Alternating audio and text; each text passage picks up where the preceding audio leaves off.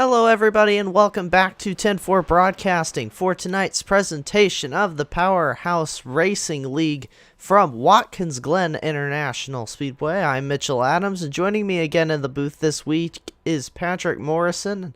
Patrick, last week we were at Chicagoland for the first race we've broadcasted this season. It was the 6th race of the season, but tonight we're going into something completely different. We're headed to the road course, so a very different challenge for these drivers to tackle here tonight. Yes, Mitchell. Road course. Left turns, right turns, and especially here at Watkins Glen. You're going to be shifting, sometimes even down into second gear. The tough track for these drivers today, turn 1 and going through that chicane while rubbing door to door. We're definitely going to be seeing paint being traded. Mitchell, what do you think? I think definitely is going to be a very exciting race here tonight. We've got 50 laps of racing to look forward to here from Watkins Glen, and right now we're looking at the driver who leads the times at the moment, the number 16 of Lucas Gortman. He is fastest in practice by almost a second right now over Charles Evans. Well, there went the 16 of Gortman, going to the backup car for sure before qualifying. Is the number 16 who put out a strong run last week, so he definitely seems to have the pace in practice over the field. We'll have to see, though, when it comes down to qualifying, which we are rolling into right now, Patrick. But last week, it was quite the race, like we mentioned. So many different drivers got up and contended for the race lead. It was really anybody's game last week, so I'm really hoping that tonight can deliver a very similar,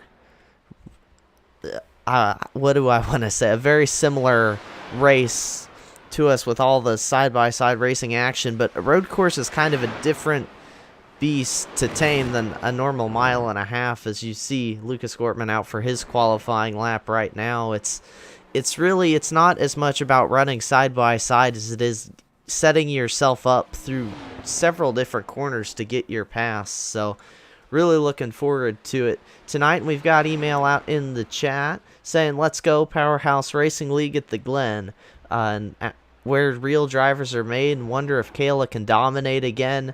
We are definitely gonna have to see, as she's not yet out on track for qualifying.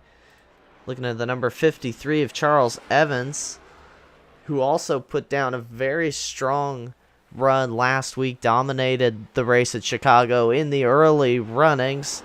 So he's out for qualifying right now. Number 6. Yeah. Oh, sorry, Patrick. Yeah, you're fine. So, and Kayla McCarthy, she is definitely going to have her hands full this week. She dominated last week at Chicagoland, and Lucas Gortman, third, all last race, but he seems to be the shining star this time around here at Watkins Glen. Yeah, the number 16 definitely does seem to have the pace in practice, like we said, but if you're Kayla McCarthy, you did dominate in the latter stages of last week at Chicagoland, but being fast at a mile and a half and being fast on a road course are two completely different animals to conquer, as the 16 of Gortman is about done with his qualifying lap. I believe he is about the only driver near the end of qualifying, so we'll start to see those times trickle in here pretty soon. As you see, this is actually the first time, Patrick, I've seen the new Watkins Glen that iRacing put out. I know it's been a little while since iRacing did a much needed graphics update to Watkins Glen, but I think it looks very nice. But you'll notice out of turn 1 right there, as we're on board with the 16 for his second lap, there are some areas where there's kind of runoff from the track, where instead of grass it's just more pavement, but the drivers can't use that. So that's another challenge that this track is going to kind of have, as more times starting to trickle in right now. The number 2 of Jonathan Humphrey went off track, but he is currently sitting second. There's the 53 of Charles Evans out for his second lap now, about a second and a half slower than the 16 of Gortman was Evans. Same for Humphreys. Got the number 98 of Danny Pudden Salzgaber here out on track. Currently sitting 4th. In 5th is Hunter Moody, about at the same place on track. And then Bart Hook in the number 61. Those drivers are the only ones to have taken time so far in qualifying, Patrick. But we'll have to wait and see. We have, I believe, a solid 12 or 13 car field tonight, I believe. So definitely a lot of drivers, more than some other leagues would be able to put out for sure, willing to tame Watkins Glen tonight. Absolutely. If you guys just saw that, Lucas Gortman using all that track coming around turn 7 and 8 there and posted his fastest lap even faster than practice, had a 1:13.382. That is going to be almost 2 seconds faster than the guy in second of Jonathan Humphrey at this point in time. Hopefully we get a few faster drivers out there, somebody who can at least keep up with him, because right now he is on fire.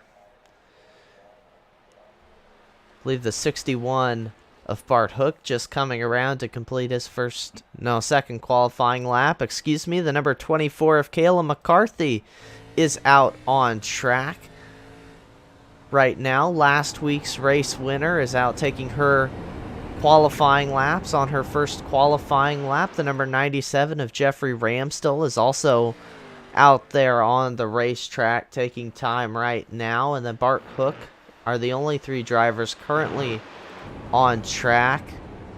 You see Kayla going through the bus stop, one of the more difficult areas of this racetrack. And I found in my experience here, Patrick, that there are just a couple of corners, that little bus stop you saw Kayla just go through being one of them, where you can make up so much time on the competition. Yes, but you'll see some drivers will have a strong point, some will have a weak. So that bus stop point may be strong for some, and then the corner right after that may be your weak spot. Somebody taking the inside or the outside. There is no rhyme or reason as to where you can pass, how you can go.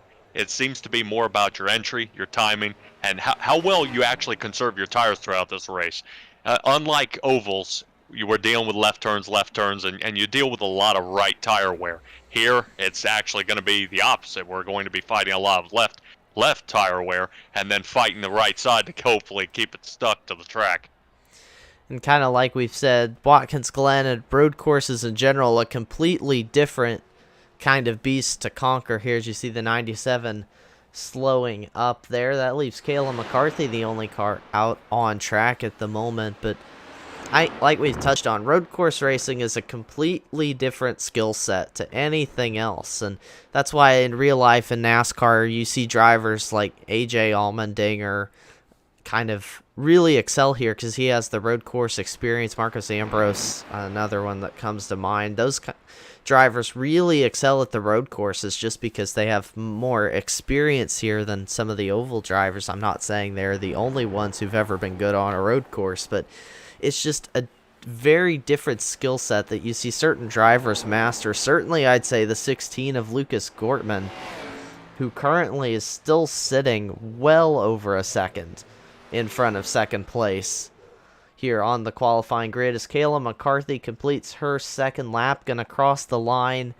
in 4th on the time chart. So Kayla McCarthy up to the 4th position. She's gonna stay out for a little bit longer here and take some laps. But Patrick, I'm not seeing anybody else on track. We've had 8 cars take time. That is not the entire field, so a couple have elected not to qualify. But before we get too deep into the race, I do want to go ahead and mention the series sponsors, because the series could not run without sponsors, so we like to give them a shout out here. We've got Butt Kicker, Mid-Cities Air Conditioning and Heating, Scotty Hottie Designs, Cushman & Sons Incorporated, DC Designs, and Napa Coastal Auto Parts all help make this series possible, and we want to thank each and every one of them for their contributions to helping us have some Saturday night racing action here in the Powerhouse Racing League. But Patrick, qualifying about wrapped up, about just under 2 minutes left.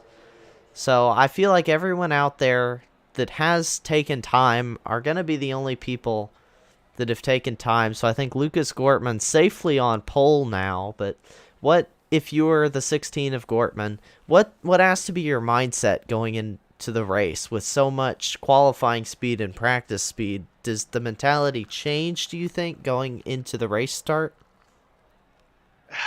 Depends on the mentality. If he can get a good takeoff from the original green flag, it's all going to be timing and placing. If he can pull away within 3 to 4 car lengths before we can get to the bus stop area, it's going to be his race. He's going to be able to place where where his car wants to be, where he wants the car to go, with really no challenge here.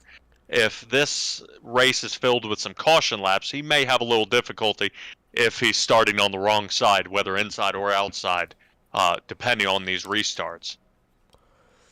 Yes, and I believe the rule would still be in effect here on a road course, but the leader does have lane choice here in the Powerhouse Racing League, so something to keep our eye on throughout the night.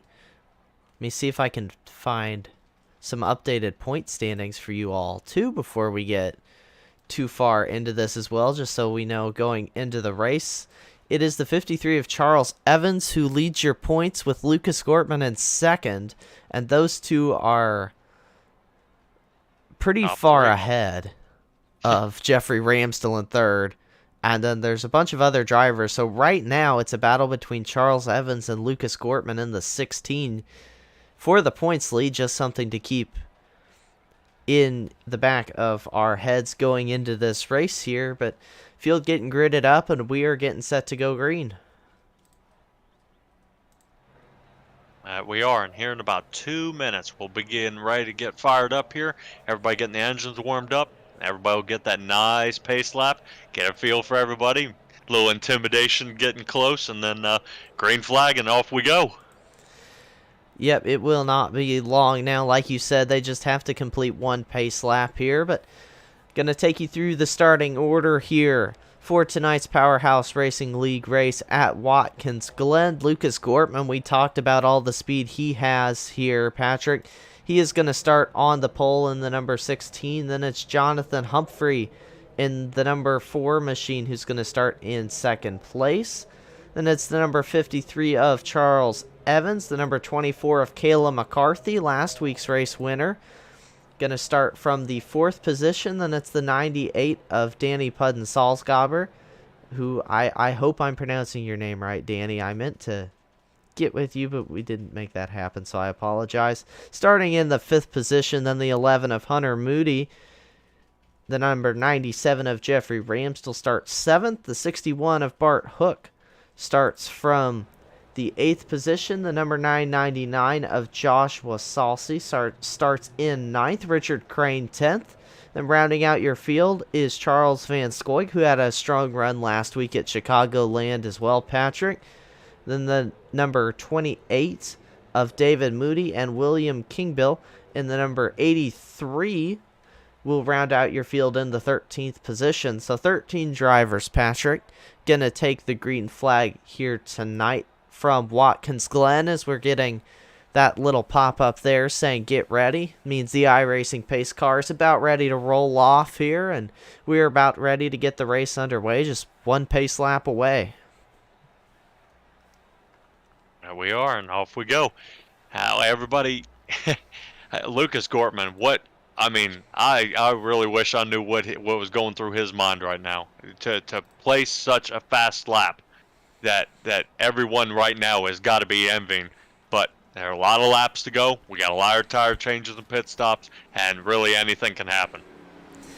Anything can happen, I think, is the biggest thing you've got to keep in mind. Not to toot my own horn, but I've been in this position on a road course before, where I just kind of had all that practice speed, qualifying speed, and then going into turn 1, I got on the brakes a little too hard, locked him up, and really struggled for the rest of the race. So it's one thing to qualify, but it is still anybody's race here at Watkins Glen. The 16 got to get his mindset on what he has to do, and if he can get off through turns 1 and the S's there, I think he'll be pretty set. He's just got to not get too comfortable, and remember, he still has 50 laps of racing to do here at Watkins Glen. Stage break will be at lap 10 for stage 1. Stage 2 will be at lap 20.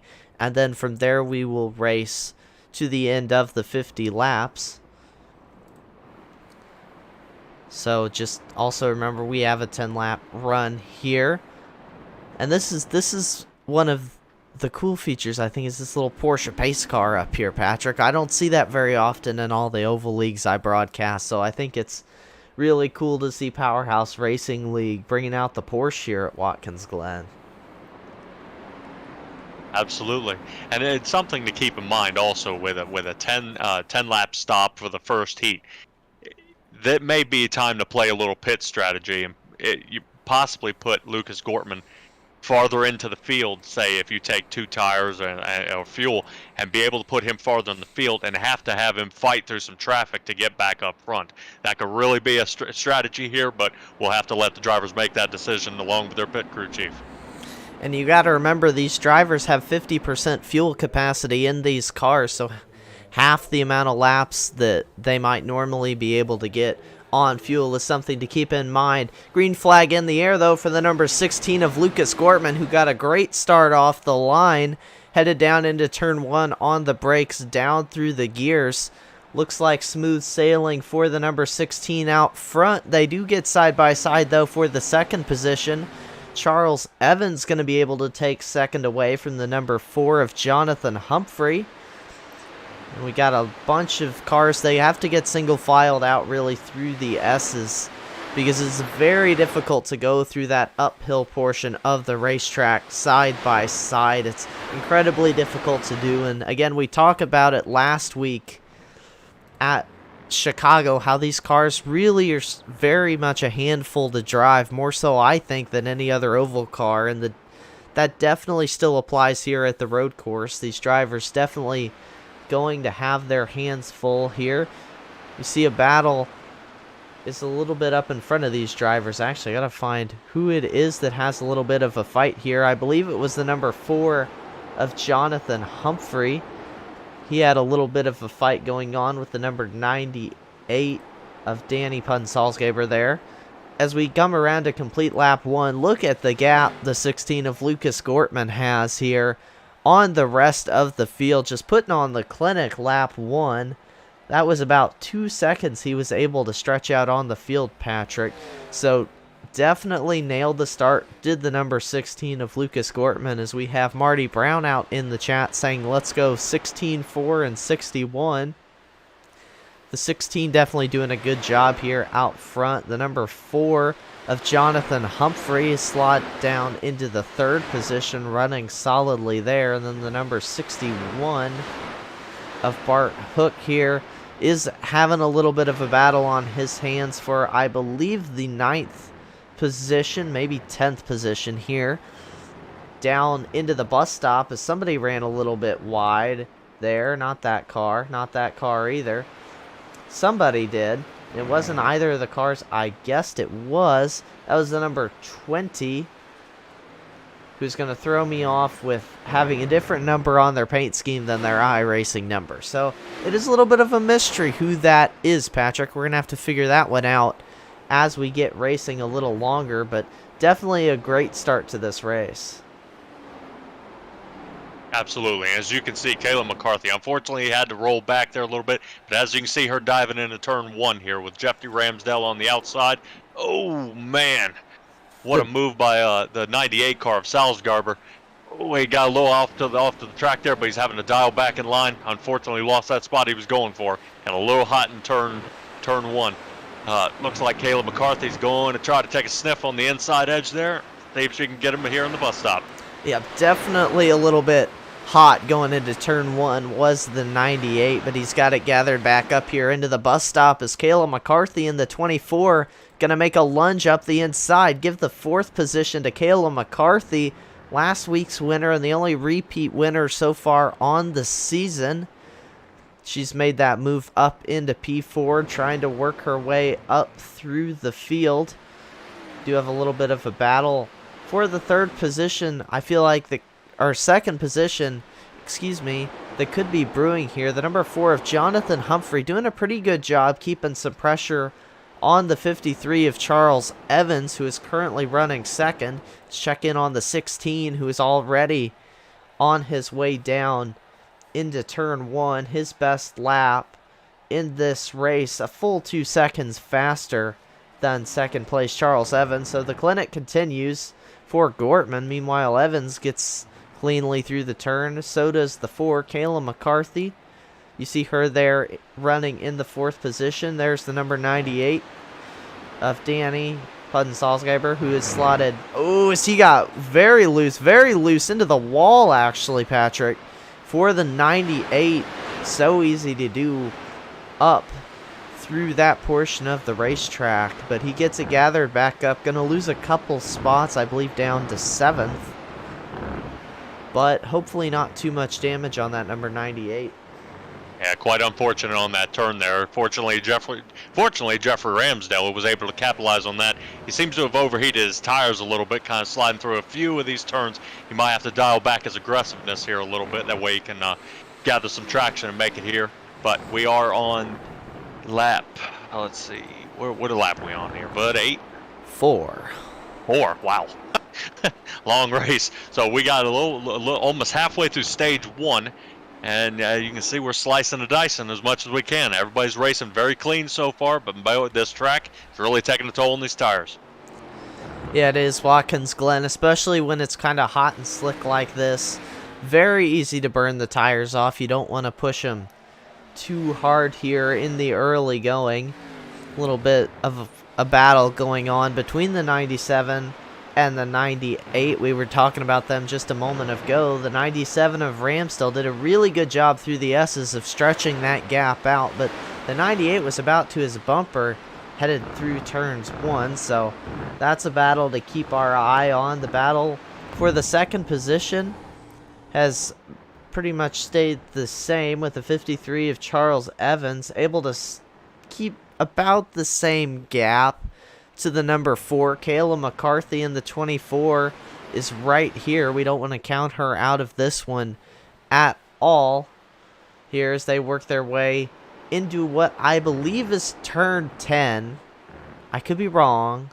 I've got a little handy dandy track map right here that's going to tell us which turn that is. That's turn 8.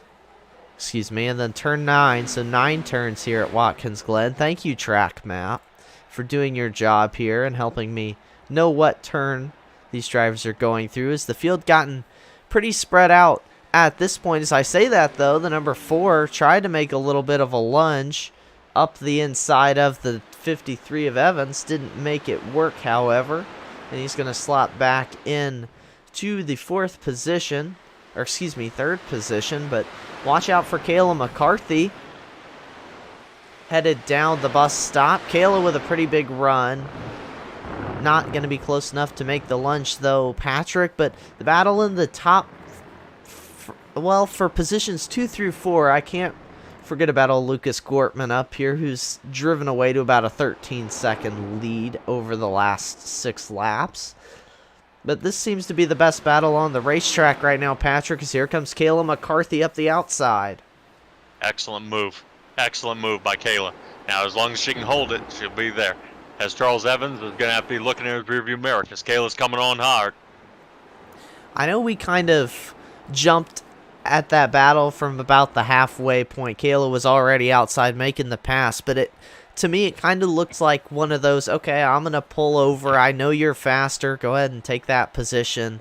As you see, the 4 closed the gap up on the brakes, but I think kind of Jonathan Humphreys, excuse me, there, and the number 4 just kind of slid over, let Kayla McCarthy go there. Pretty respectful racing move in the early on stages of the race, saying, hey, I don't want to fight with you yet. We got about, quick math, 43 more laps to go here at Watkins Glen. I don't want to get too much damage going on my race car yet. Probably the smart move to make if you are the number 4, as you see them working through the bus stop. Unless you are Lucas Gortman, who's now working his way through turn 8. Now turn 9. We're learning up here. Always learning in the broadcast booth about the track sweep broadcast, I now know that there are 9 turns at Watkins Glen, and that is 8 and 9. So there we go, Patrick. Progress. Yep, and David Moody, just about 4 turns ago, made a move on Hunter Moody there. The two passed each other. It was a good move. It was close. It seemed Hunter got a little overzealous, and that one turn slid to the outside. But as you can see, David Moody using all that track, making sure he gets as much grip and as much speed as he can. But we'll see in the turn 1. It seems that Hunter Moody may have the upper hand on this turn upcoming. Yeah, pretty sizable gap that has been able to be built up by David Moody over Hunter Moody. We ride on board with the number 11 of Hunter Moody right now up through the S's, kind of get a little bit of a view of this racetrack. One of the most difficult sections of the racetrack is the S's here. Up the hill, through the narrow walls. This is why we say it's very difficult to go too wide through there, because those walls do get very tight, and it's very difficult to keep the car out of the wall. Now through the bus stop, actually got in to the grass just slightly there, so easy to do. But and then through this what we call the carousel, kind of long sweeping turn, I think is why it gets the name. And then I don't believe you are allowed to use that runoff you see to the left. That's one of those I talked about, which unfortunately iRacing does not let you go out there as much as I would like to, like the real Cup Series drivers can. We can't do it. Then through turn 8, headed to turn 9, left-hander into a right-hander. These two, very easy to get the car, I want to say sideways would be the right word, out of those corners. It can be a little difficult to describe, but the rear end likes to get really light through that portion of the racetrack, and that was a lap on board. One of these race cars is the battle for the 3rd position. Starting to heat up, so we better turn our attention to this. Kayla McCarthy has it. Jonathan Humphrey has decided he wants it again. And there is the number 23 of Charles Van Scoik, whose name I am now pronouncing correct this week. Has also worked his way up. Van Scoik runs in the 5th position as we are coming to 1 lap to go next time by the line. Yeah, this battle here for 3, 4, and 5 is quite impressive. Lucas Gortman pulling off by a 16-second lead at this point in time. Charles Evans not giving up, but he's got his work cut out for him. Has 3, 4, and 5 here battle it out here with 1 to go before the last lap on the heat. Yeah, Gortman putting down the clinic for sure here at Watkins Glen. Definitely not contested for the stage win, but Kayla McCarthy is. Watch out for, let's see who this is they're working through right now. Is that the 53? The 53 of Charles Evans. Does Evans have a problem? Because he dropped back very quickly, lost a lot of time. Very possible he had an issue going through turn 1, because now the 53 of Charles Evans has lost 2nd place to last week's winner, Kayla McCarthy, through the bus stop. 4-car battle for the 2nd position between Kayla McCarthy, Jonathan Humphrey, Charles Van Scoik, and Charles Evans. It's the battle getting a little bit interesting back here between Van Scoik and Humphrey as the caution is coming out. I'm guessing that's the stage caution, because Gortman's already across the line. I'm guessing that was stage 1, Patrick. So Lucas Gortman takes a decisive win in stage number 1. Kayla McCarthy, will finish in the 2nd position. Charles Evans lost 2nd there on that final lap. He'll bring it home 3rd. Jonathan Humphrey comes home in the 4th position. Charles Van Scoik in the 5th position, waiting on everything to update across the line. The 97 of Jeffrey Ramsdell brings it home 6th. I believe David Moody. That's not David Moody. There's David Moody in the number 28. That's who we figured it out. It took 1 stage. We figured it out. The 20 is the 28 on my scoring, so I got to remember that. David Moody brings it home 7th. The 11 of Hunter Moody comes home 8th. Richard Crane in the 36 9th. And then Brett Hook will bring it home 10th. The 98 down pit road with a ton of damage on the front end. I think we might have missed something here with the 98 as he is down pit road, limping that car to the attention of the crew. Kind of reminds me, Patrick, at the opening of the movie Cars, when there was that big wreck and all the cars were limping into the pits and saying they could still race and stuff. That's kind of what this number 98 is reminding me of right now, but that's not really important, is it? No. I was kind of looking to see it. Charles Evans, it seems on lap 9, he came out of turn 9 there and broke sideways, so his tires are definitely melted off, and that's why Kayla McCarthy was able to get the upper hand on him in turn 1. Yep, 10 laps on a road course, way more than it sounds like on tires, especially when it's a hot day like we have here at Watkins Glen. So that is something, again, to keep our eye on, especially when we get out of stage 2 and they just have a straight 30-lap run to the end. Tire wear, something drivers are going to want to pay attention to. We'll try and get a lap time comparison for you later in the race. That's something I got to remember as the field headed down pit road. Everybody, to no surprise, coming to take some tires, and I'm guessing they need fuel to get to the end of stage 2. I can't imagine they can get more than 15 or 20 laps on a tank of fuel, so we'll have to wait and see again. We're going to see fuel mileage when it comes down to the end, but good battle between the 53 and 4 down pit road. We'll see about the 16 of Lucas Gortman. It does look like he was able to win the race off of pit road, so he'll maintain the race lead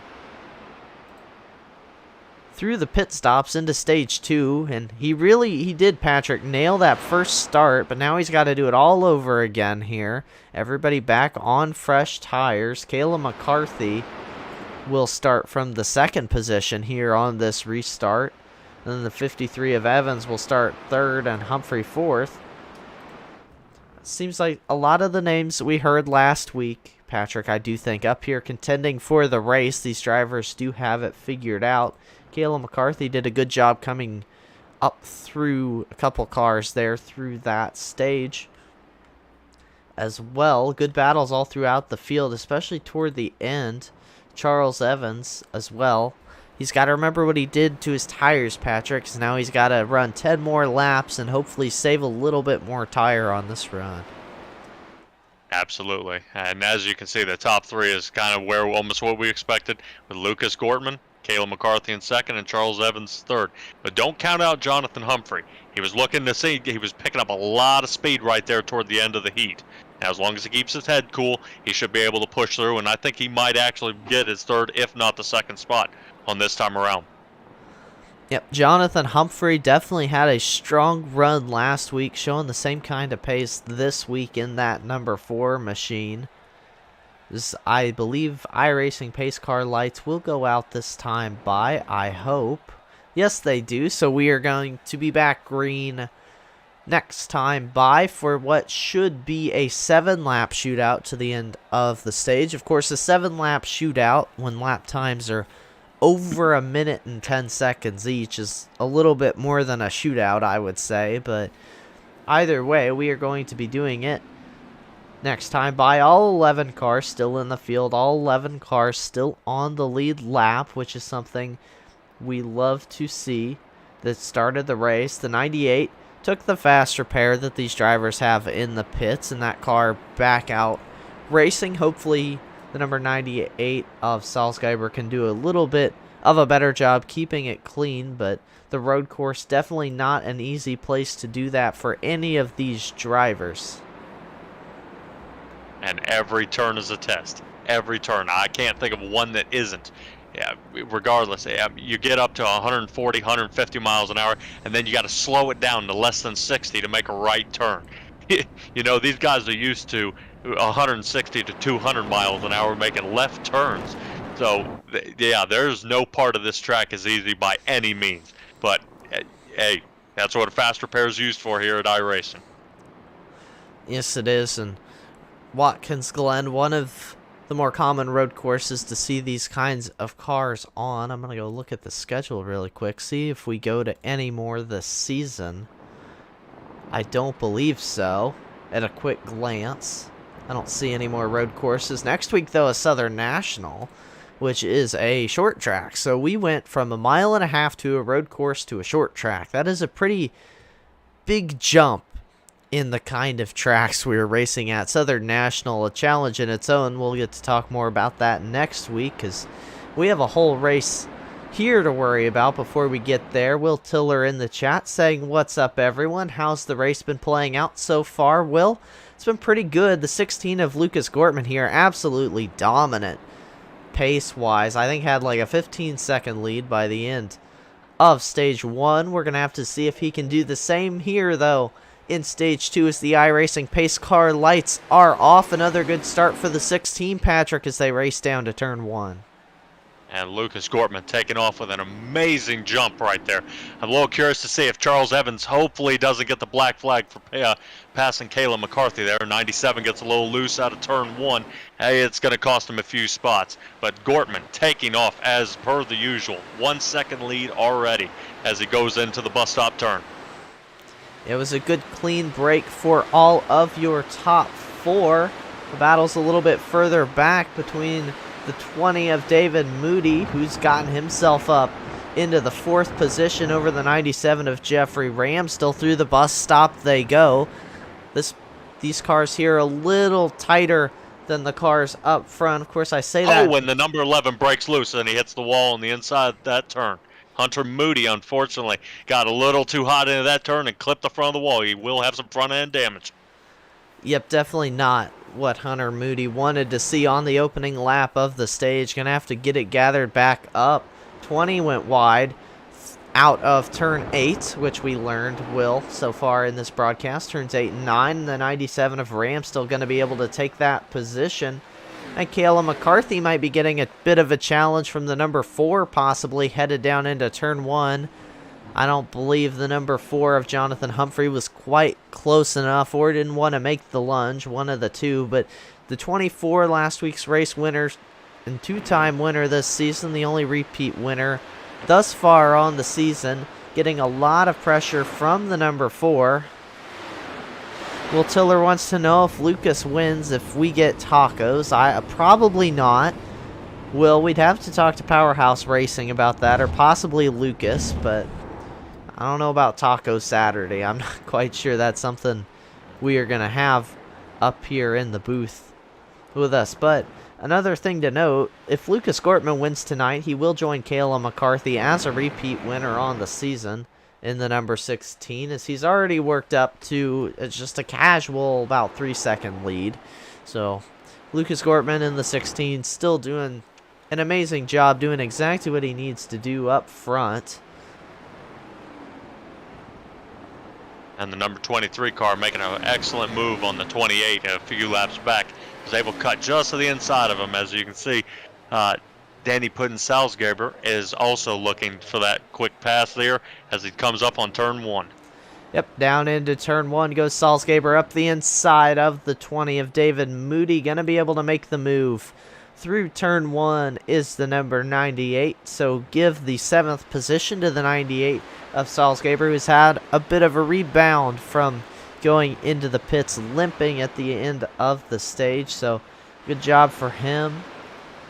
Here is David Moody going to try and take the fight back to him a little bit. Up here, though, the 4 of Humphrey tried to make a little bit of a lunge on the 24 of Kayla McCarthy. Didn't work, and you see him lose a little bit of ground to the number 24 through the carousel. But the 4 definitely fast, but don't look past the 97 of Ramsdell, who definitely wants to get up in this fight.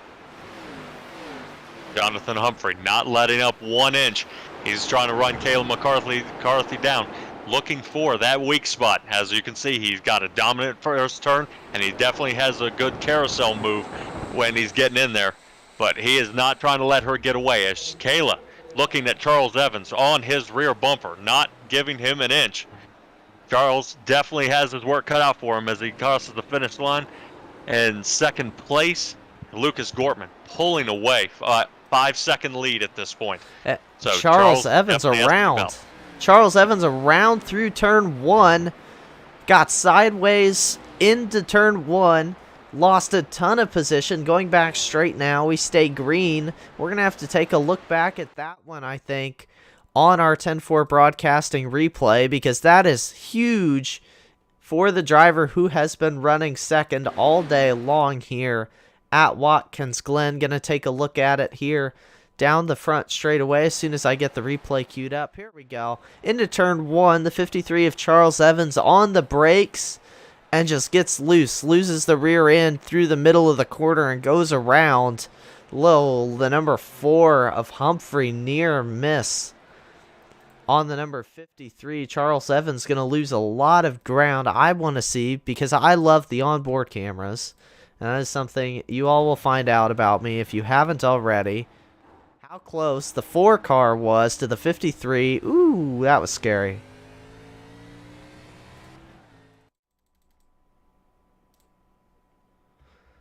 Scary, scary moment through turn number 1. Looking back live, where Kayla McCarthy has assumed that second place position. She was definitely giving the 53 some pressure into turn number 1, especially through turns 8 and 9. The 24 closed a lot of ground up on the 53, but she is solidly up in the second position. She has got Jeffrey Humphreys not too far behind her here through the bus stop.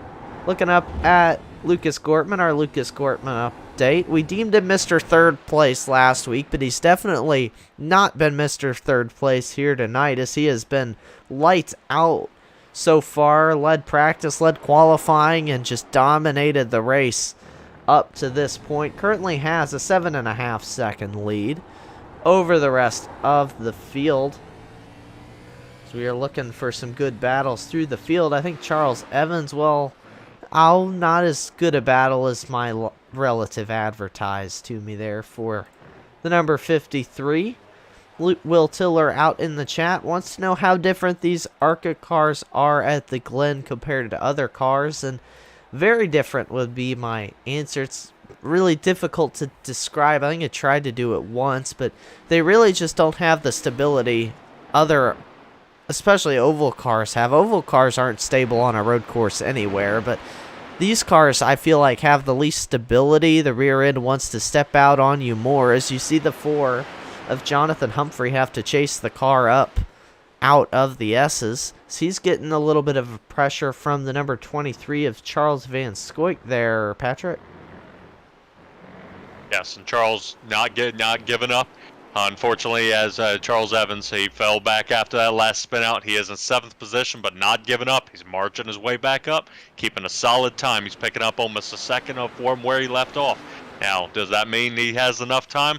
I don't think so. It looks like we have 1 lap until we end the end of Heat 2, where everybody will come in, get another round of tires, more fuel, and we'll be back for the restart again.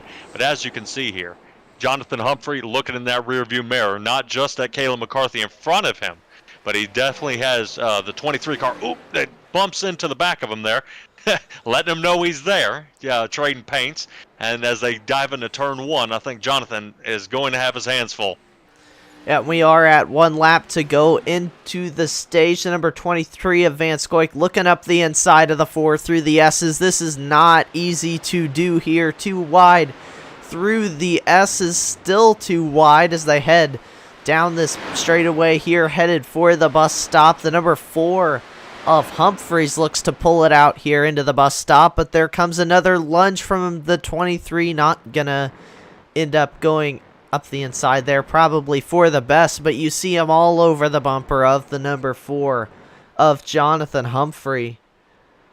Really putting the pressure on here again, coming toward the end.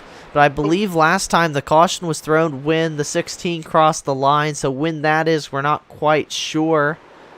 We'll have to wait and see as the 4 gets a little bit more of an edge here. And there is the caution flag. That will end the stage. Wow, and Charles, the 23 with Jonathan Humphrey. He couldn't get any closer than that. Now, Lucas Gortman only won that stage by 10 seconds Last stage, he won by 16 seconds. Do you think he was being a little more conservative this time around?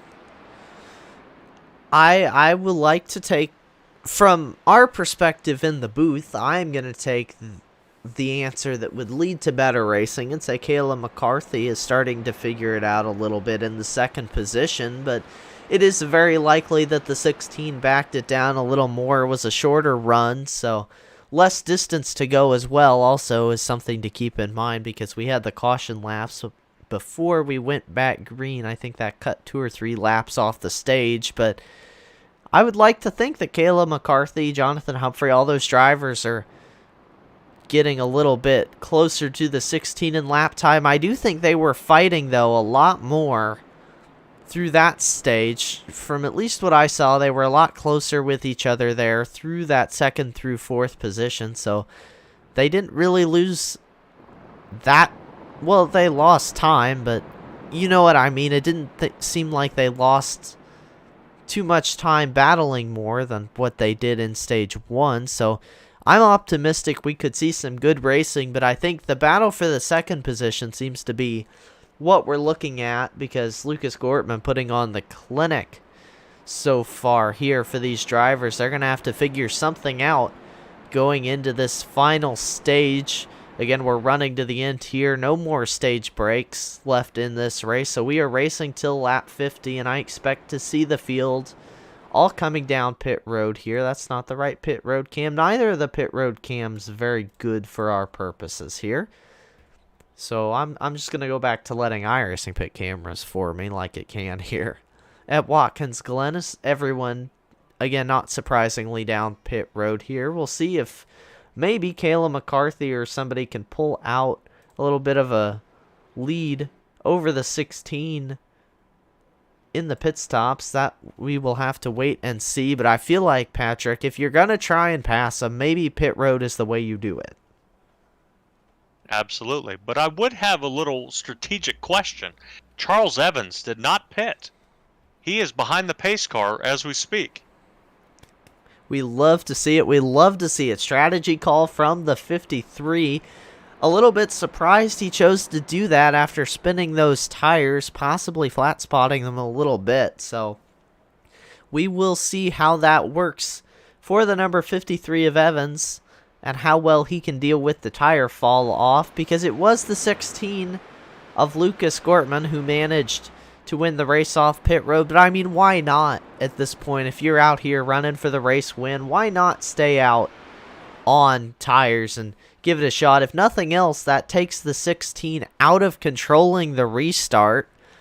The 53 of Evans will now have the choice of when the field gets back on the loud pedal, and if nothing else, it gives Kayla McCarthy or Jonathan Humphreys a chance to lunge into turn 1. So we will just kind of have to see how it all plays out, as there is a little bit of an incident down the straightaway. You can't escape me, guys. I see you all having a little bit of fun down here. Oof. It looks like 61 and 11 somehow got in the back of each other there. Not quite sure. Let's see what happened there. I want to take a look back at it on our replay here, because we got nothing else to do. We're under caution. So here comes the 61. Got into the grass. That's what happened. Got into the grass, into the 11. We're not under caution because we were already under... Well, we are under caution because we were already under caution, but not under caution for that little incident. The 11 still out on the track. A little bit of damage on the right front. Doesn't look terrible. 61 in pit road, I assume taking a faster pair. We will have to see, but he could go a lap down as, the 53 of Evans down pit road. So that kind of took that little variable out of the mix here, as Evans going to get some fresher tires. I have to think then, Patrick, possibly a fuel strategy play there for Evans staying out the extra lap.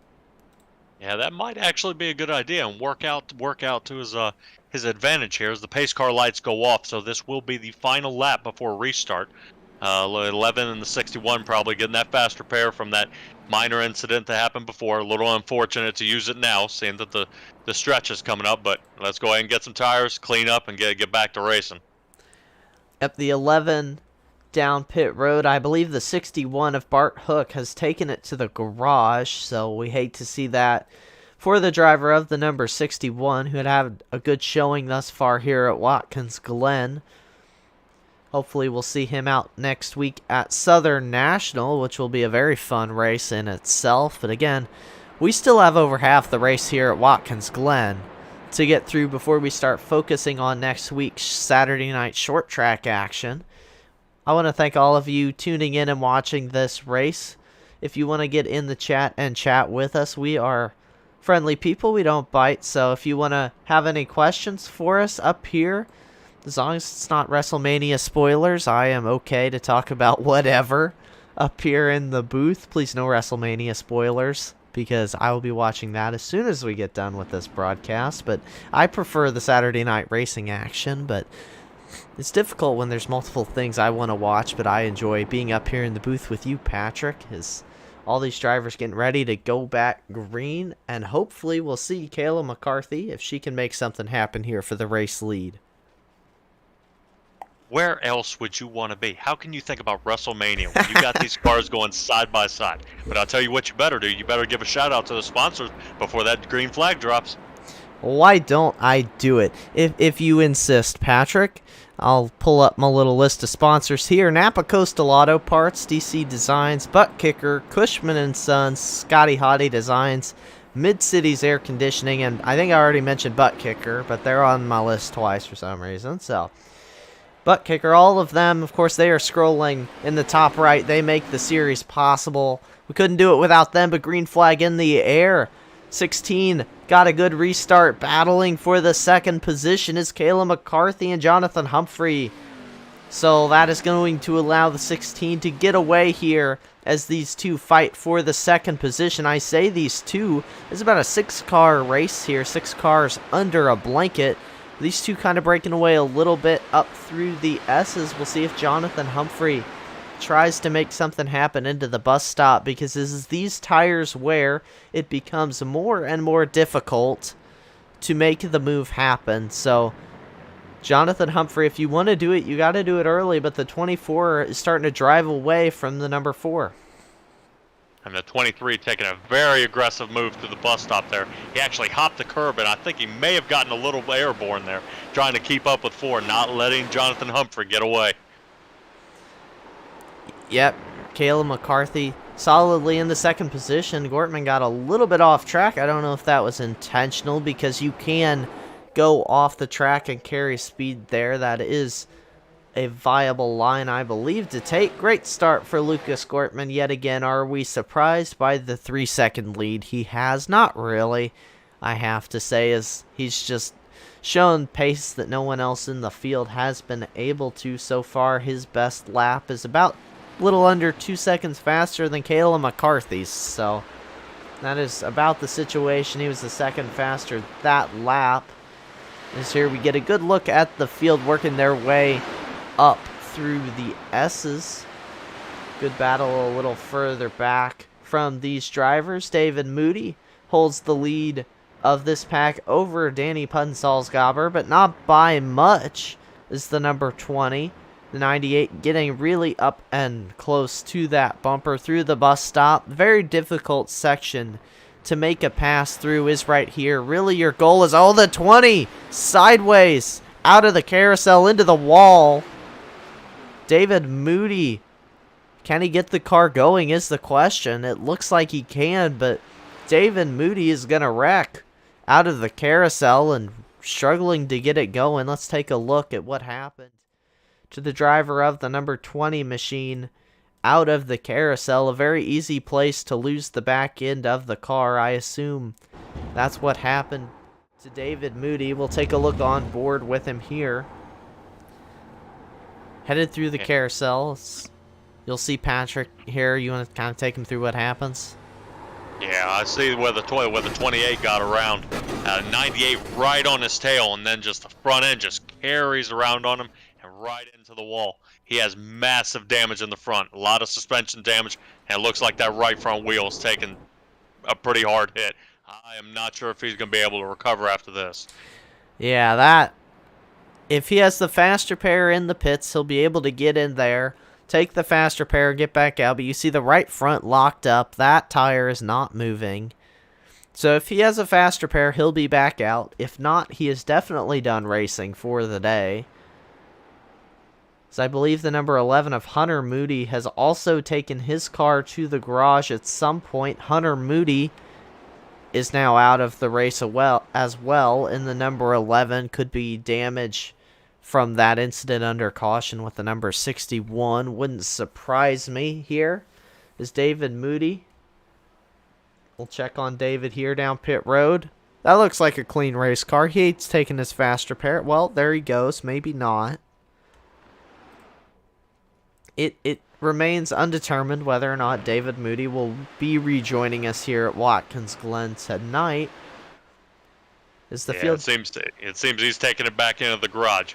But Kayla McCarthy, only 3 seconds off Lucas Gortman. She is actually picking up her time. She's been running some of her fastest laps tonight. So Lucas, as far ahead as he was, but Kayla McCarthy keeping up. Lucas Humphrey right behind her, about a second and a half behind.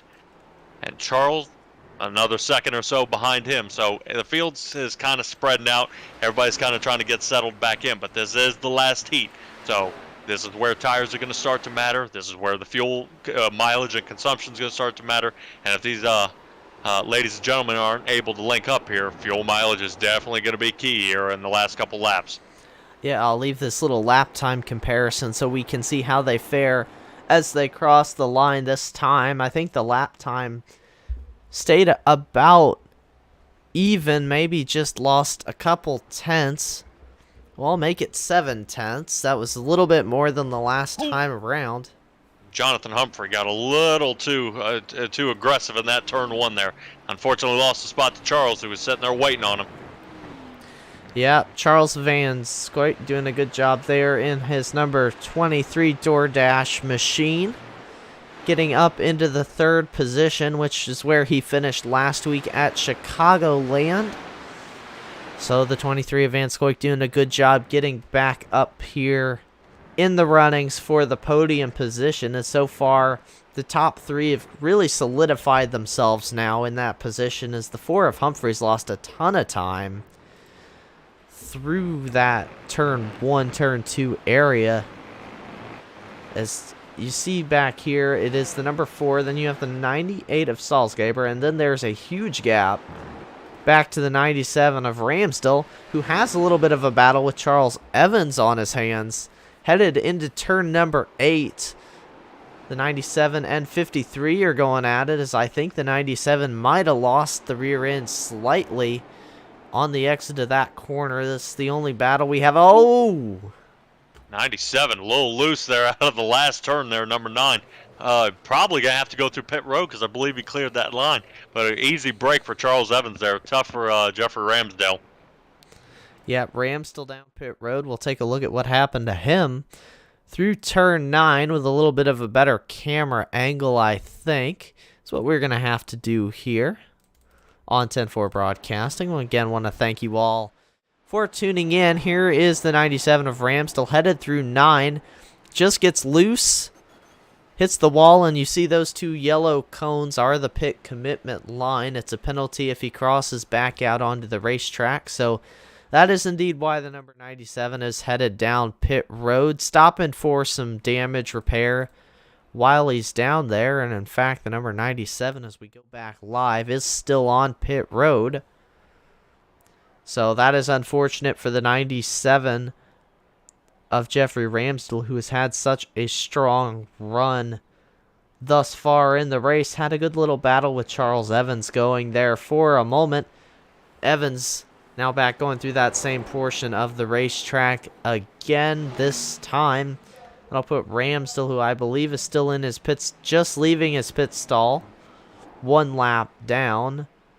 So unfortunately, Jeffrey Ramsdell fallen out of contention here about halfway through this race.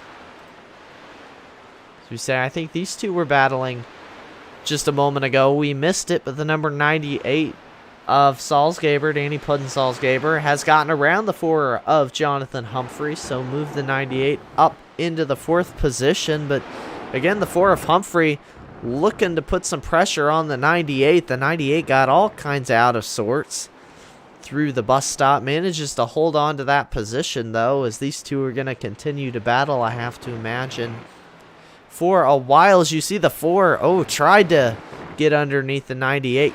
Got very squirrely out of the carousel. Not going to make the move happen there.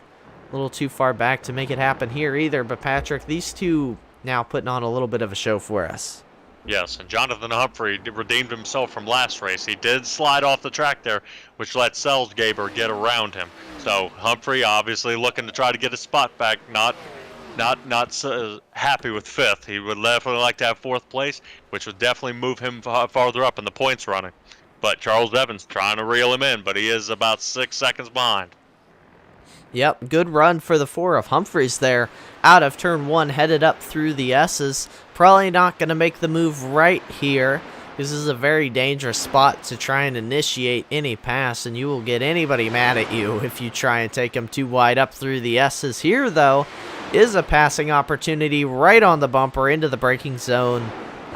Not going to make it happen, though, there, as the 4 are going to try and regroup. And I feel like the 98 slightly overshot the entry again there, but did a really good job gathering that car back up, as we're going to ride on board with the number 4 here out of the carousel into turn 8. We'll see, he looks a little far back to make another move, Patrick. Showing the nose just a little bit, but the 4 needs to kind of settle down a little bit and try and set himself up for a run. This is actually perfect styles that you are seeing here of 2 different ways to do it. As Salzgaber is, you see he's diving very hot into the turn. That's why you see he pulls away through the turn. But Jonathan Humphrey being a little more conservative, braking early and actually shooting through the turn. So that's why you see, like right there, Salzgaber loses just a little bit of ground on him, but Humphrey right on his tail. Yep, the number 24 of McCarthy and the number 23 of Van Scoik also going at it a little bit up there for the 2nd position, but it's not as good quite yet as this battle. As you see the 4 once again kind of losing the rear end up toward the end of the S's. That's going to kill the run he had on the number 98. Danny putting Salzgaber in the number 98 has not been perfect, but he has been doing a good enough job to hold the number 4 of Humphrey behind him. As the 98 all kinds of sideways there. Still manages to keep it going. No, contact between the 4 and the 98 into the barrels. That is big, Patrick. Yeah, definitely not good. I was actually up here and watching the Kayla McCarthy and Charles and the 23. They have now closed each other within half a second, so they're getting pretty close. You have a replay set up for me yet there, bud?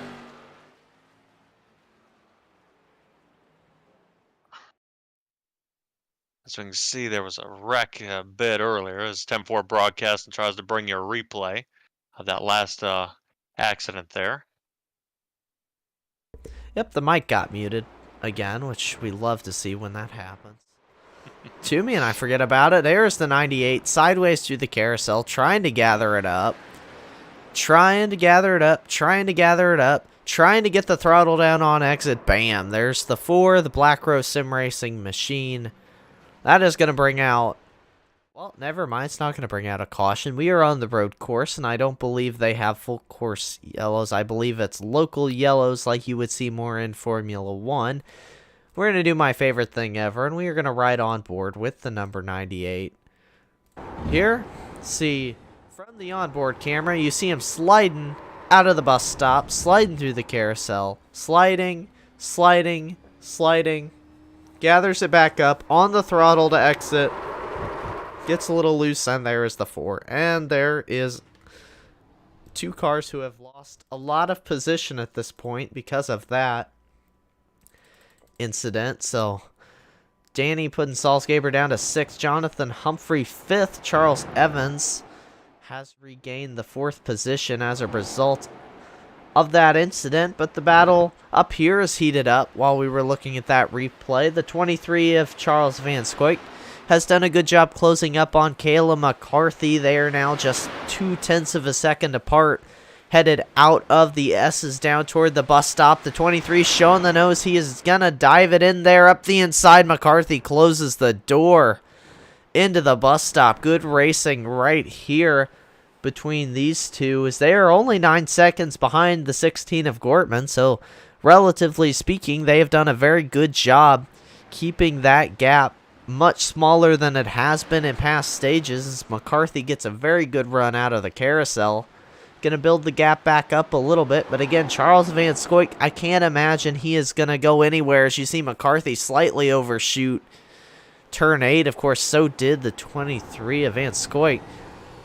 These two going at it pretty hard here. Yeah, that's all right. Sliding, coming off the track a little bit with that pavement part. That's what they made it for. That way you can grab a little more of that track to help slow you down. But Charles not letting Kayla get away. As you can see, Lucas has about a 10-second lead on everybody at this point. Kayla pulling good time. She's only about 0.2 of a second off Lucas Gortman's last lap. So they're about even, and we're about to find out if Kayla is going to start picking up the pace and start reeling him in. But she has Charles behind him. Behind her. So she definitely has her work cut out. You can see she's getting ready to dive into the bus stop turn here, and Charles not able to make it happen. Kayla trying to hold him off and keep the car strong, conserve those tires, and make it happen. Yeah, and we saw other Charles Evans, the number 53, is down pit road for his green flag pit stop with 15 laps to go. Actually, 16 laps to go here at Watkins Glen. A little incorrect mental math. I have to imagine that that is a scheduled pit stop here that would probably put him to the end of the race. Remember that the number 53 stayed out an extra lap, as there goes the 23 up the inside of McCarthy. Give the position to Charles Van Scoik. What a move into turn 9. Just kind of caught me off guard up here in the booth. Dove it in on the brakes. Did a good job, as there comes McCarthy locking him up into turn 1. Oh, and the 23 around. Oh, and originally I thought Kayla McCarthy was going in for pit, but maybe she changed her mind. But that works out for Kayla McCarthy, but unfortunate for Charles. Tough break, bud, but maybe, hey, we're about to hit pit road. We're right in that fuel window, and that should be halfway through this last heat here. We had Patience Morrison in the chat. Any relation to you, Patrick? Ironically, yes. That would be my wife.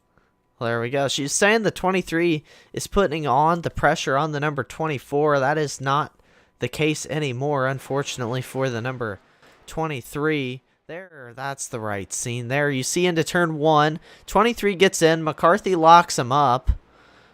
And then the 23 goes around. So I thought either one of them was going around. I thought for sure the 24 of McCarthy was about to lose it through the middle of that corner, but it was in fact the 23 of Charles Van Scoik who ended up losing control of that race car. You see him now here working out of turn 9, coming down pit road, possibly to get some damage repaired, but also very likely that this was scheduled pit stop for the number 23. And I thought Kayla McCarthy was also coming in there, Patrick, but it was very possible she had the 23 under her and just couldn't make it down pit road in time. But she continues to stay out, as does the 16 of Lucas Gortman, who is now catching a little bit of lap traffic in the number 36 of Richard Crane. Haven't talked about Richard Crane very much here tonight. He has had a solid run as well, avoiding the incidents. Currently finds himself in the 7th position now, just going 1 lap down. Number 4 of Jonathan Humphrey down pit road now. Green flag pit stops, I have to imagine, are getting started here. This is 16 of Gortman stays out. We'll see what Kayla McCarthy does this time by the line. And good sportsmanship by Richard Crane there, letting Gortman go by. That way it was uncontested. The man can keep his line, and then that way you can go to nice, smooth, clean racing, because there's a lot more to go. Yep, and you're on board with Kayla McCarthy. She stayed out. You see, got a little bit squirrely on the brakes. So easy to do here. And you have to be super late on the brakes. Going downhill into turn 1. Not a great combination, but Kayla McCarthy get it done there. As She stays out another lap as well. The 23 of Charles Van Scoik back out on track after his pit stop, working through turn 8 now. The number 98 is on track as well. Now in the third position is the number 8 of Danny Pudden-Salzgeber, who I believe has yet to pit, if I'm not mistaken. So the 98 doing a solid job here now, working himself up into the third position. Just keeping it clean. That's what you got to do here. It seems like you saw drivers have trouble. If you manage to keep your car going straight, you were doing a better job than others, and that can get you a lot of track position you don't have to work for. The number 36 of Richard Crane down pit road now. Will Tiller in the chat saying, "Holy Christmas, 14 seconds. What causes such a large gap?" And just to kind of put it bluntly, the number 16 just has a feel for this track that no one else does. Just got speed no one else does here tonight, and really just has the place figured out. Kayla McCarthy in the number 24, who's been running second, is down pit road now. Kayla coming in for her stop. You see the number 36 of Richard Crane also there. Down pit road, I believe that leaves the 16 of Gortman and the 98 of Salzgeber being the only two drivers not yet down pit road. Yeah, and another shout out there to Will Tiller. Lucas Gortman, I would almost say he's doing the Ricky Bobby right now. He's got the blindfold on and he's just feeling the road. Because, I mean, he is hardly any hiccups on any of these turns. But he is going to have to pit here, which is going to require him to slow down a little bit, but it will give Salzgeber, that's looking at about a 46-second lead. As you can see, Gortman pulling in the pit now, 4 tires and fuel, and then back for the last half of this lap. Yep, Lucas Gortman down pit road. Not surprised to see him come down. I'm assuming everyone that pit will be able to make it. I would be surprised if they pit early, because they went about 15 laps and 15 laps here in this one. You see the 98 has yet to pit, but he is going to find himself too far back to get around the 16, I believe, during this pit cycle. Salzgeber currently runs in the second position with yet to make his pit stop. We'll see if he does it this time around the racetrack. Looks like he's carrying speed out of turn 9. He is going to stay out on the racetrack, so the 98 might inherit the race lead. No, the 16 already back out onto the racetrack, so just complete domination from the number 16 of Gortman here again. Drivers still, they're getting their fastest lap times down, but the fastest lap time for anybody else is still about a second slower than Lucas's fastest lap. So I think he heard, I said it earlier in the broadcast, Patrick, but I think he heard us calling him Mr. Third Place last week for as many times as he restarted third, and he said, "I'm going to go out at Watkins Glen and I'm going to dominate so that he can't call me that." And he's done that job perfectly here. You win, Lucas. You corrected me. I will not use it again during this race. 98, as you see, well down that straightaway, just doesn't have anything for him. Of course, he is on older tires. We'll see where Kayla McCarthy is going to manage to come out. That is the battle. Marty Brown saying Taco Power in the chat. I believe that is for the 16 of Lucas Gortman. Saw Kayla get in there a little bit deep. And the battle between Kayla McCarthy and Charles Van Scoik that's wrong broadcast partner, Patrick, it's about to heat up again. Yes, it is. Kayla does have tires that are 2 laps fresher. I would be interested to see if that does take any effect here later on in the run. But what a show it's being put on here by Powerhouse Racing here at Watkins Glen. They have done a very good job. Typically, these races, I think, in a lot of leagues will get very spread out, and it's really not very entertaining to watch for 50 or 60 laps. But here in Powerhouse Racing, for the most part, I feel like there's been a battle for us to watch through most of the race. Right now, it's the 24 of McCarthy and the 23 of Van Scoik. So, just a very good job by everyone here at Powerhouse Racing. They make this a great way for us to spend our Saturday night, and I hope all of you watching at home equally as enjoying of this race. Like we said, next week we're going to the short track at Southern National, so completely different style of racing yet again. Southern National always puts on a show, so definitely make sure to tune in again next week at 8:50 Eastern for Southern National for the Powerhouse Racing League. As we see there, the 98 finally down pit road. He stretched this run as much as I think he could. The 98 finally going to have to bring it down into pit road for 4 fresh tires as we get a little bit of a check-in on Lucas Gortman. You see him working through the bus stop there. Pulled his fastest lap last time around, 1 minute 13 seconds at 0.7. I mean, that is his fastest of the racetrack. So if you want to ride with him for about 1 lap here, and you can see how to perfect this track is how he's driving tonight. I think we definitely should do that. You were completely right. I'll let him get through turns 8 and 9 here, and then we'll go on board so we can watch a full lap on board the number 16 of Gortman. His fastest lap, a second faster than anybody else's here tonight at Watkins Glen in the race. So let's ride on board, and we'll kind of be quiet here and just kind of let you watch this lap here and kind of get a feel for what he does around the racetrack.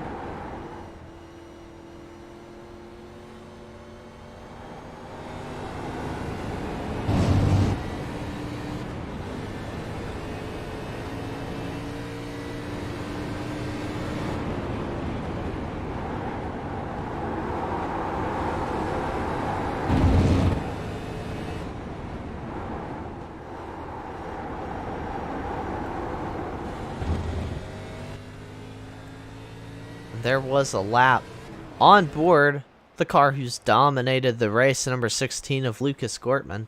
And one thing I don't think we really mentioned, Patrick, it kind of goes without saying if you know enough about racing and road racing, but something oval drivers don't typically do is shift, and you got to hear Lucas work through the gears there, so that is something that I know that some people who are seasoned oval racers sometimes get onto the road courses and struggle with, is the shifting.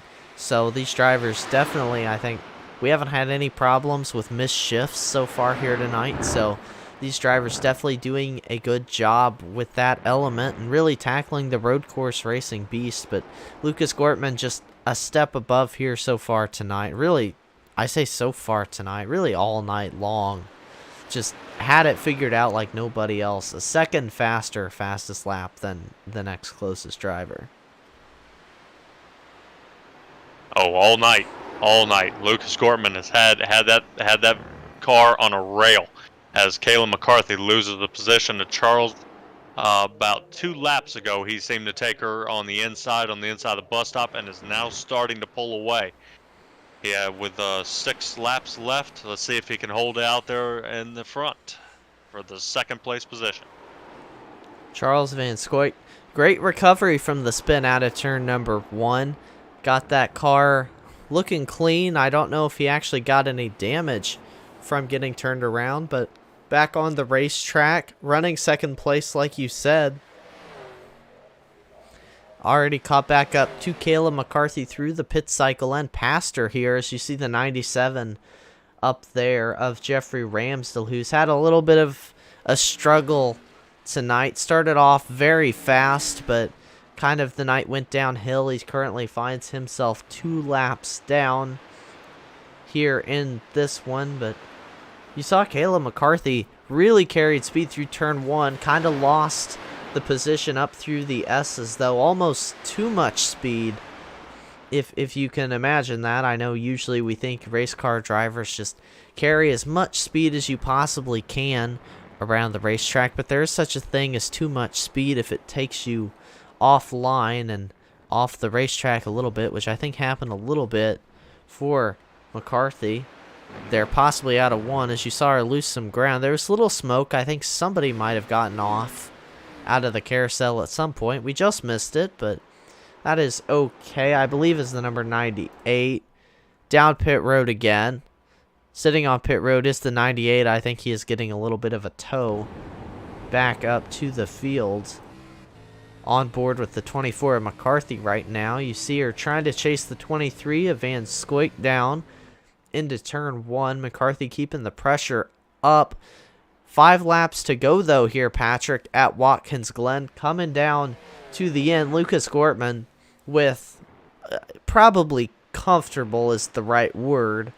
A comfortable 30-second lead right now over Charles Van Scoik in the second position. So no worries up there for the 16. This is the battle to watch between Kayla McCarthy and Charles Van Scoik. So I think I said the wrong driver. It is Lucas Gortman out leading the race. But these two, Kayla McCarthy doing a good job running back up, and I think we're going to have the battle once again on our hands here within a lap or so. Yeah, I know. Unfortunately, back on lap 44, Salzgeber, he got a little hot in the turn 1, locked up the tires, spun around, and clipped the inside of the wall. Where we see him now is in pit road. He's kind of clipped the wall a few times after that right front tire has locked up on him. Tough break for Danny there. Better luck next time there at Southern National. Yep, definitely. For some of these drivers, they kind of want to forget about the road course and move on to next week at Southern National, which, like we said, Saturday night short track racing action here in the Powerhouse Racing League is going to be what we are treated to next week. I'm looking forward to it, Patrick.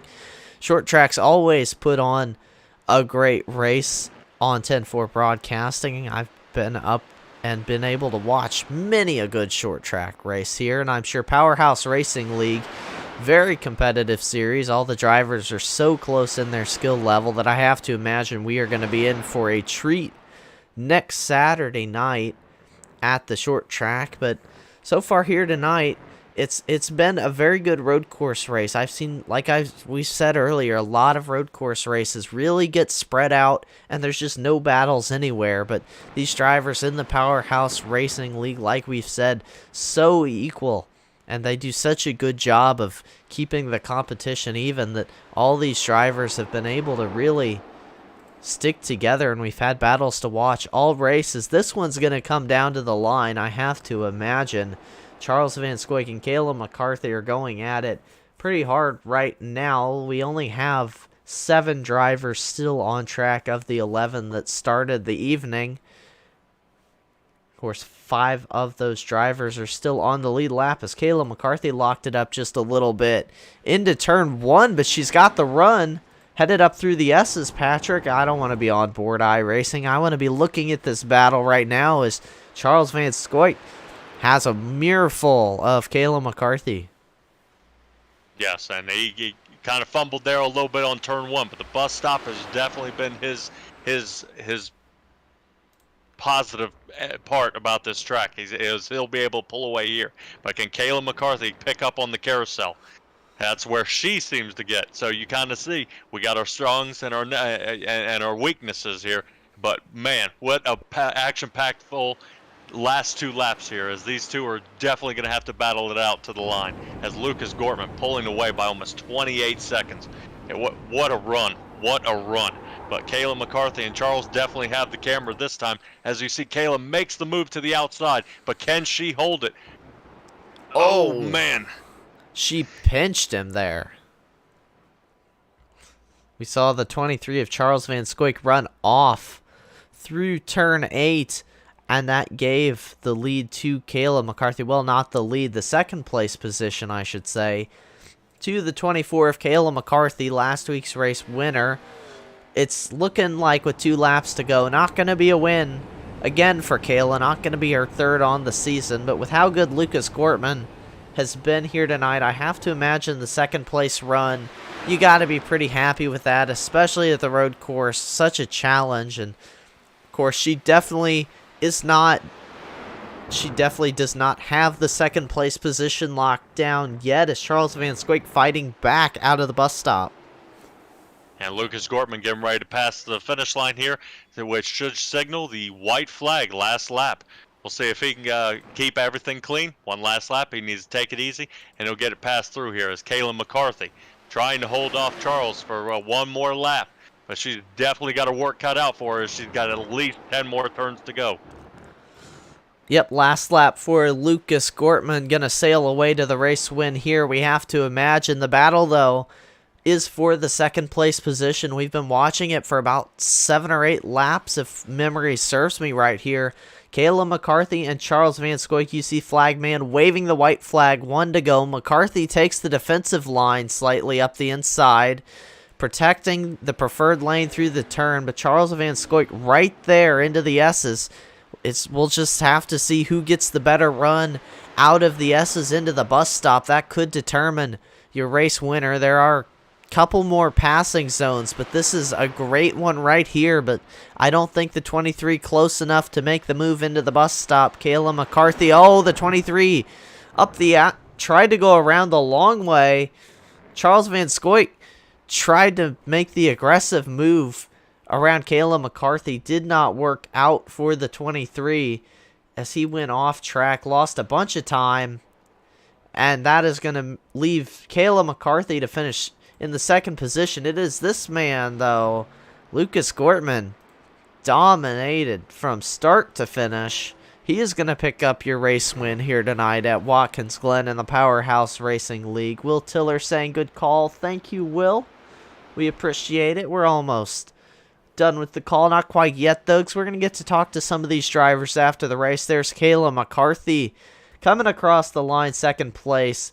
Charles Van Scoik, Patrick, gave it a great run there, just got a little too aggressive. Probably could have waited a little longer to make the move, but like we said, that was the last great opportunity to make a pass, and unfortunately got a little bit overzealous on the brakes, but great run for all these drivers. Charles Evans crossing the line now. Jonathan Humphrey not too far behind him. Those are your top 5, and all of them put on a fight tonight, Patrick. Like we said, anybody could have been up there racing for that second position. Maybe not the lead, because, again, Lucas Gortman, just no competition there for Gortman here tonight, but strong run for a lot of drivers. Yes, and Charles, nerves build up. I mean, how can you say? We've been here racing over an hour, and it comes down to the last lap, and you want it so much. But can the car and can the tires hold? And unfortunately, just a little too much as Kayla pulls away with second place, and Lucas Gortman with a commanding lead and a no doubt win on here at Watkins Glen with Powerhouse Racing. We appreciate you joining us. 10-4 Broadcasting. We'll be having a chat with the top 3 drivers and get their take on the race. Tacos in the chat from Will Tiller. Lucas Gortman. I'm picking up that tacos are maybe a thing for Lucas Gortman. Possibly. We've gotten a couple comments about that, so maybe Lucas Gortman, Mr. Taco. He's no longer Mr. Third Place. Definitely after the run here tonight. There's absolutely no question that he had the best car here tonight. Led every lap of the race, I do believe, except, well, I take it back. I do believe Charles Evans did lead the one under caution where he stayed out. Probably, so Lucas Gortman led every green flag lap, we should say, here tonight. Kayla McCarthy also down there doing some burnouts, celebrating the second place finish, because why not? It was a great run from Kayla McCarthy. Again, I'm really surprised Lucas is able to do these burnouts. I thought he drove the tires off this car. Oh, he definitely gave it all he had here tonight as the celebration continues for the number 16. Headed back down the front straightaway to the start-finish line. Gonna do some more burnouts for us. Maybe is he just gonna stop it on the line? I think he's gonna stop it for us right there. I believe Kayla McCarthy still going down there, maybe a little bit. I think she is. Just went around for another little spin. So Kayla McCarthy celebrates the second, and we're going to get to talk to our top 3 finishers like we said here momentarily, lining up all the interviews for you here on 10-4 Broadcasting. Gotta thank all of you again for tuning in. Lucas Taco Gortman is what Will Tiller is saying in the chat, so there's a nickname we now know, Lucas. Just for you, Will, and all the viewers out there, we will find out the meaning of this taco. All right, I guess we better send Patrick on down to Victory Lane so we can figure out exactly what the tacos mean. Is there a deeper meaning? We don't know. We're going to find out, though, momentarily, but first we're going to talk to third place finisher tonight, Charles Van Scoik. It was a great battle at the end with Kayla McCarthy. Gave it maybe a little too much going into the bus stop, but kind of take us through those final laps, and what was your strategy to pick up that position? I mean, I was stronger in the S's. Stronger in the S's, stronger in the second to the last turn. She was stronger basically everywhere else. We were equal in the bus stop. So that was my my shot to go for the pass. Problem was we were battling for 15 laps, so I knew where her lines were. But right going into the bus stop, she came down low, and she already said it was defensive, which I would be doing the same thing. Problem was I was at 12 times. So I had to avoid any contact like the plague, and then moved out of the way, and it was just too deep to try to make that turn. So I just let off, took the one time, and just rolled it in third. Yep, that is something to keep in mind that I don't think we touched on, is the incident limits you drivers have to worry about there on track. But still, strong third place finish here tonight. We saw a lot of chaos out there on the racetrack for a lot of different drivers. I think at one point you had gotten sideways too. Just how difficult were these cars to manage out there? The later in the run, I mean, I've never done an ARCA race at Watkins Glen. I'm familiar with the track, but braking zones are much different than the trucks and obviously the Cup and Xfinity. So it was just, once I realized about halfway through the race, slower through the turns was better. I think after the first stage, my tires were like 94. Second stage, if it was shorter, but they were at 98. So I kept going, letting off early, just making sure I hit the marks. And up until I got to Kayla, let people make mistakes to make the pass. I don't think, other than the couple times me and her swapped positions, most of my passes were because someone got loose or wrecked or spun. Well, you definitely did a good job getting up there toward the end, like we said. And next week, we go from the road course to the short track at Southern National. Completely different style of racing. What are your thoughts on short track racing? Short track's probably my best racing. I mean, everyone's good at super speedways. Road courses I absolutely can't stand, but I'll run them. I don't avoid them. The cookie cutter, mile and a halfs, they're chaos if you get through them. They're almost mini super speedways, but short tracks I'm pretty good at, or at least can control my car, so we'll see how it goes next week.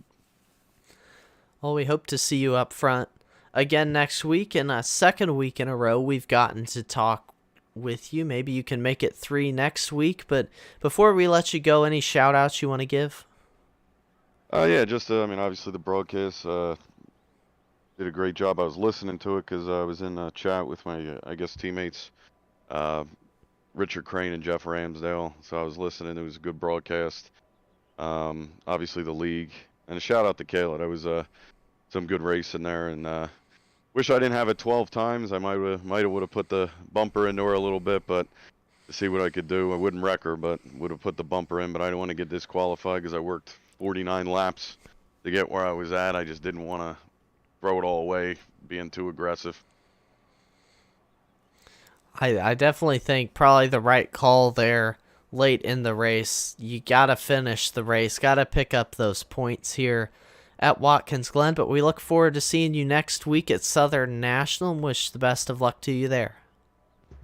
Thank you. I look forward to seeing you guys next week, and great job by the admins in the league.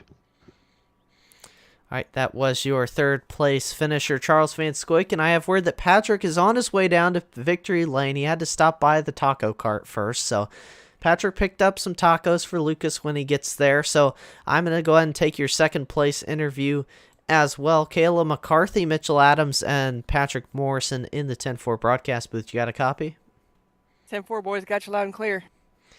Well, couldn't quite get 2 in a row here tonight and make it 3 on the season, but second place finish, nothing to be... I lost my words, Kayla. Second place finish, nothing to be ashamed of. That's the word I was thinking of. Here at Watkins Glen, kind of take us through your night in that battle in the closing laps. Man, I tell you what, that was a hell of a battle between me and Charles. It was definitely fun to come out here with a P2 finish, qualified fourth.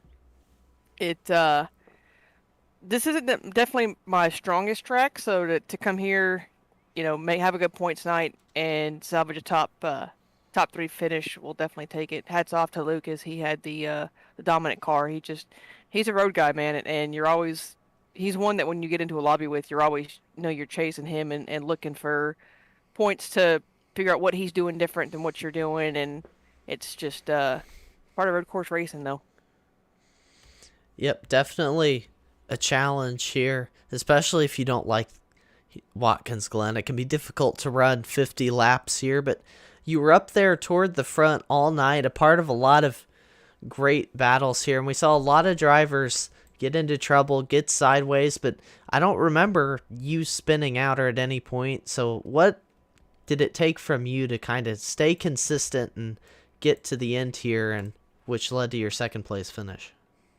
Oh man, it was there was a couple times where I thought I was gonna get squirrely and just kind of had to lift and take a deep breath and regather myself. But I've kind of prided myself on just taking advantage of other people's mistakes here at these road courses. I've done it in other leagues, and I did it tonight too, as well as just kind of being. I had some pace tonight. I mean, we definitely didn't have a second place car. I think we had probably a third or fourth place car, maybe even a fourth or fifth. I know Evans was probably faster. Charles in the 23 was pretty quick. Jonathan Humphrey, he was pretty quick too. I mean, all 4 of us that qualified in the top 4 were pretty quick. So I think I definitely had like a fourth place car. But yeah, just capitalizing on other people's mistakes definitely helps. Yep, keeping it clean always helps you get that good finish. And you don't like Watkins Glen, but how do you feel about short track Saturday night at Southern National next week? I tell you what, I'm excited for that one. I've grown up racing short track, so I feel like that's going to be a forte of mine, and I feel like maybe Lucas and I will go battle it out again, and we'll, I won it last week, he won it this week, and maybe we'll the goal is and the plan is to take it back from Lucas and to get that three-peat before he does. So definitely some competition going on between he and I, inside as far as who can get that third win the quickest, but. Overall, this is a great group of guys. Hats off to all the admin team, Ashton Hartman, Dustin Rouse, Josh Shusey for doing the RC stuff and everything that he does for us on the inside and behind closed doors and stuff like that. So I'm excited. I'm excited about Southern National. And we're excited to watch you all put on another good show, because these 2 weeks they've been the best racing I've gotten treated to in a while here on these tracks. So looking forward to it. But before we let you go, I know you've got some sponsors and stuff to shout out here, so go ahead and take it away. Yeah, first of all, I gotta say thank you to my wife. Her birthday's tomorrow, so she let me jump on and do this tonight. So happy birthday, babe. I love you. And then sponsor-wise, we got to definitely take care of the sponsors. Mid-Cities Air Exchange, we got Cushman's and Sons for all that they do with our trophies and everything throughout the year. Butt Kicker, DC Designs, they've stepped up this year and offered out a free paint to the winner of the championship this season. And then Napa stepped up and came on with us this year. I can't thank them enough for everything they've done. All right, well, thank you for stopping by. I know you're busy with all the stuff, the admin stuff after the race, but again, congratulations on second place, and maybe we'll see you get back in victory lane for win number 3 next week. 10-4, yeah, that's the plan. We'll try harder next week. I'm definitely looking forward to it. And that was Kayla McCarthy, your second place finisher here tonight, and Patrick Morrison down in victory lane with the driver who dominated tonight's race. Thank you, Mitchell. And here we are with taco lover Lucas Gortman. What a race tonight. You couldn't have performed any better. You outran the entire field by over 10 seconds tonight. What was your trick? What brought you to pick up that kind of speed on a track where not only lefts and rights? Man, I love road course racing. That's the first thing, and I put in a lot of practice and was just hoping this was one of those tracks I had circled. And after even with a 4th place last week, which was disappointing, I knew I had to come out here guns blazing, and just max points. And we did exactly that, except we lost 1 lap to Evans there when he stayed out on the caution for stage 2. So other than that, it was basically max points. So I'm happy about that, and happy I kept the car in one piece on the track. You were hooking all night, and with a clean sweep, winning stage 1, 2, and 3, winning the pole, and having just about all the laps led. Now, Kayla's calling out for the three-peat on the short track of the Southern National coming up. How do you think you're going to do there? That's a scary one. I'm already hearing the tornado sirens going off in the background. That's definitely a scary one. Short tracks are they're a lot of fun. I got 2nd place at Iowa, which is kind of a short track. It's different. So we'll see what happens there. It's a scary one for sure, and you're gonna just try to survive the most part. Well, I'll tell you for sure, everybody's going to have eyeballs on you after a day like today with absolute commanding lead going on here. But everyone in the chat, even some of us at 10-4, and I bet you some people in Powerhouse Racing League, what's with the taco lover? Oh man, that's a long one. It started, man, I don't know, probably about 10 years ago, maybe even more. Just a simple, gamer tag on Xbox, and then it just grew into more, and that's, my team now, I guess, on iRacing is Taco Lover Racing, and, it's just kind of grew, and everyone knows me as Taco now, so, that's like, people know me as Lucas, but a lot of times they're just like, hey, Taco, how's it going? And it's just kind of stuck ever since. Alrighty, well, you've done amazing tonight. Powerhouse Racing League bringing on another great one with Lucas Gortman here. 10-4 Broadcasting really appreciates your race tonight. Would you like to give any shout-outs to anybody tonight? Oh yeah, as always, you guys for broadcasting. You guys do a great job. All the admins here at Powerhouse Racing League. I don't know who all sponsors Powerhouse Racing League. I didn't have a script ready, so we're kind of winging it here. To everyone at Taco Lover Racing, Back Row Sim Racing, all those guys, appreciate it. My teammate John Humphrey, those guys were awesome. And man, I don't know. I'm trying to think. Just everybody. I can't think of it. My wife, my daughter. I'd be in a bad place if I didn't thank them. It's just everyone who helps me and all that they do. Yeah, and we appreciate everything you do, bud, at keeping the clean race and definitely keeping us on the edge of our seat, even though you were leading 90% of the race. So, Mitchell, go ahead and take it away, bud. Yeah, no, I think Patrick pretty much touched on it. Like we said, looking forward to seeing you next week at Southern National. Maybe make it 2 in a row. Again, Kayla dropped the challenge, saying which of you is going to get to 3 wins first. So we're looking forward to watching that next week, and I hope to see you there and wish you the best of luck. Hey, thank you, man. We're going to try our best and hopefully get that 3rd win first. Well, definitely. Again, looking forward to watching you try. Thanks for stopping by, and again, congratulations on a dominant win here tonight. Thank you. All right, that was Taco Lover Lucas Gortman there. Race winner here tonight, dominated the race at Watkins Glen. Absolutely nobody had anything for him here tonight. Patrick is, man, that was a great race. Better road course race than I typically expect from some leagues. Like I've said, I've seen some leagues where they just get spread out and there's absolutely nothing to do, but not here in Powerhouse Racing. They had racing all the way through for us to watch, so definitely those drivers put on a show. I'm looking forward to the short track next week, but you have any closing thoughts here before we go off the air? Well, we're going from road course back to short track. So we were at 1.5 miles of this last week. We're just about 2.5 road course this week, and now we're going to about a half-mile track this next week. So this is definitely going to be very an articulating season for these drivers, and I believe I can count probably 6 of them. They got a heck of a chance, but I'm not counting anybody out next week. Because short tracks, that seems to be everybody's strong point. A lot of maneuvers and everything, every turn matters at those tracks. It's definitely going to be a great race, and we hope you all will join us again next Saturday at 8:50 Eastern Time for the Powerhouse Racing League at Southern National for the short track race, and see if Kayla McCarthy or Lucas Gortman can get to 3 wins, or if we get a different winner. I think those two are going to have their hands full trying to win next week, because there's a lot of great hungry race car drivers looking to take that win away for them. But we'll take you through your finishing order here tonight. Lucas Gortman picked up the win, Kayla McCarthy in second, and Charles Van Scoik in third. We got to talk to all 3 of them.